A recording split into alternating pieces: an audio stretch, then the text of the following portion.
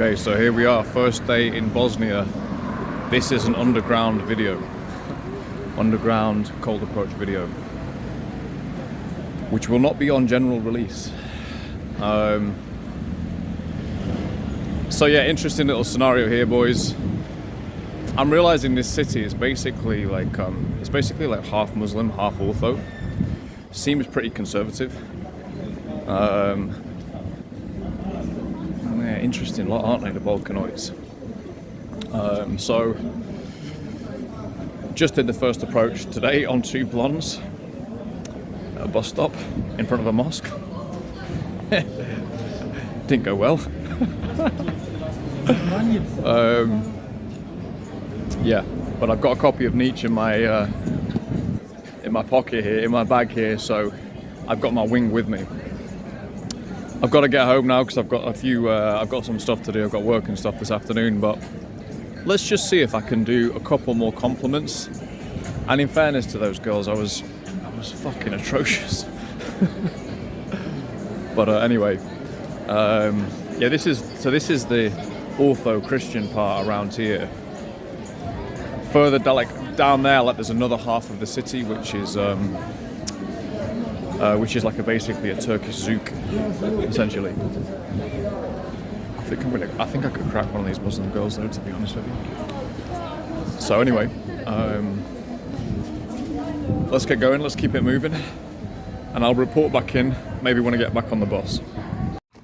So part 2 is from here, suburban Sarajevo. I couldn't do the recording on the bus because it was just way too packed. So I'll just quickly debrief. 4 or 5 approaches. They got a lot better after that first one. I bottled a couple for different reasons I won't go into. And actually, it's a classic thing. Sometimes when you bottle 1 or 2, if you're the right type of guy, it will just send you into essentially like you'll be pissed, and then the next one gets it, and it's not ideal, but it is what it is. As long as you're using that as fuel for the next one, I think that's a good thing. I think it's the best you can do, because you can't turn back the clock and rewind and go in for that one that you missed. So the best thing you can do is use it on the next set, which is what I did. And yeah, I did a few different opens, but then a couple of opens, couple of bottles, and then bang on a girl who is well dressed. I've said it before, if the girl is well dressed or stylish or kooky or quirky, they've opened themselves. And what I do, which almost always gets a good response, and we can move things forward off there, is compliment something that is specific to them in that moment in time. So the girl, I stopped, she had these crazy Converse shoes on, but they had spikes on them and stuff. I was like, what? Excuse me, stop, your shoes are absolutely unbelievable. And then she also had she had a great look about her as well. She had all these different jewelry and stuff like this, but not in a kind of gothic way, just in a really cool way. And yeah, there we go. And those approaches always succeed. How are they not going to succeed? It's like if someone came up to me and said, "Oh mate, you look absolutely amazing. I love your sunglasses, I love your beard, you look like a GTA character." Well, that would definitely make my day, for sure. Some random person did that to you. So yeah, and she actually said to me, "You literally made my day." So I had a 5-minute conversation. I won't go into the details of the girl, but she was just attractive, young, smart, cool fucking girl. So that was an amazing experience, my first day out in Bosnia. And then I actually did one more as well, off the back of that. One more at just outside the mall, actually. Just outside the mall. And it was literally like a scene from Mad Men. The woman was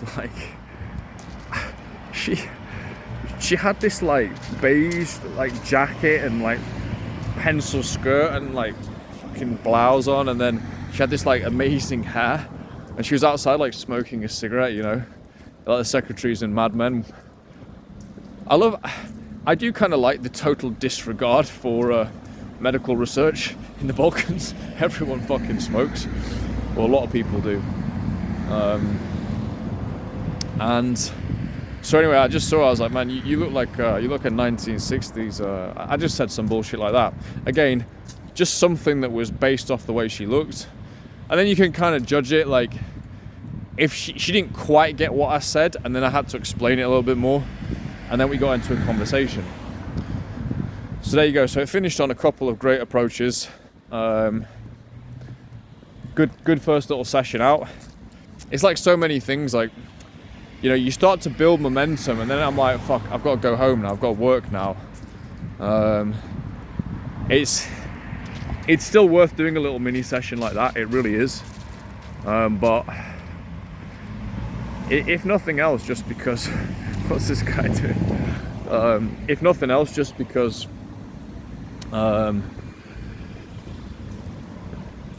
it's just a nice way to spend an hour, you know, on a first day out in the city. Look at this suburban Sarajevo though. I mean, look at this. I'm on the outskirts here. I usually like to live in the center, but the flat I've got, it was so nice looking. I thought, let's try this. And I'm really glad I'm glad I'm on the outskirts, because it's so nice just to be surrounded by trees, the mountains up there. Yeah, Sarajevo is a mental city, man. Absolutely crazy city. It has what I would describe as siege chic. From obviously the siege in the 90s. I can't find an example just here, but most of the houses, I mean, when I say most, I mean literally about 70% are riddled with bullet holes, still to this day. And obviously a bit like they do over in Belgrade, where Belgrade got bombed by NATO during that conflict, because basically NATO was like, yeah, look, yeah, stop it, to Serbia. So they started bombing Belgrade, which frankly was also a war crime. So it's just a lot of fucking war crimes going on here. But yeah, you can see all of the, you can see on all of these houses, like, it's actually crazy, to be honest with you. It's crazy to see. But they keep them, just as Serbia does. They keep the wounds of this war as a reminder, architectural reminder. It's the best propaganda you can possibly get for your government. Like, if you know you want to promote XYZ nationalist agenda, it's like, yeah, remember what NATO did to us, remember what Serbia did to us. And so that's a very obvious reason to me, because you could easily just fill it in with plaster, but they don't. So yeah, it's a little bit of a geopolitical tangent on on this video. So yeah, that was my first day out there. Pleasant, you know, pleasant. It's just, these are just little bricks, you know, in the edifice of like personal freedom. Or it's more just like I'm taking a few chains off at a time. Each session there's a few chains that come off of conditioning. And that conditioning is so deep, I think you have to just keep doing sessions. Like, and even if just continuing to do sessions, I think is a great thing.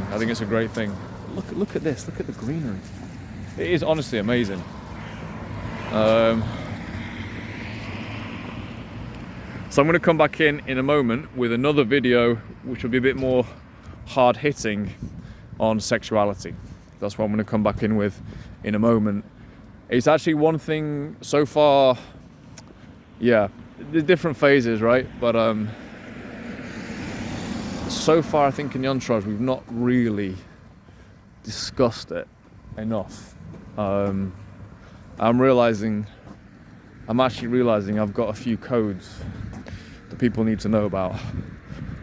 So I'm going to come back to that in the next video.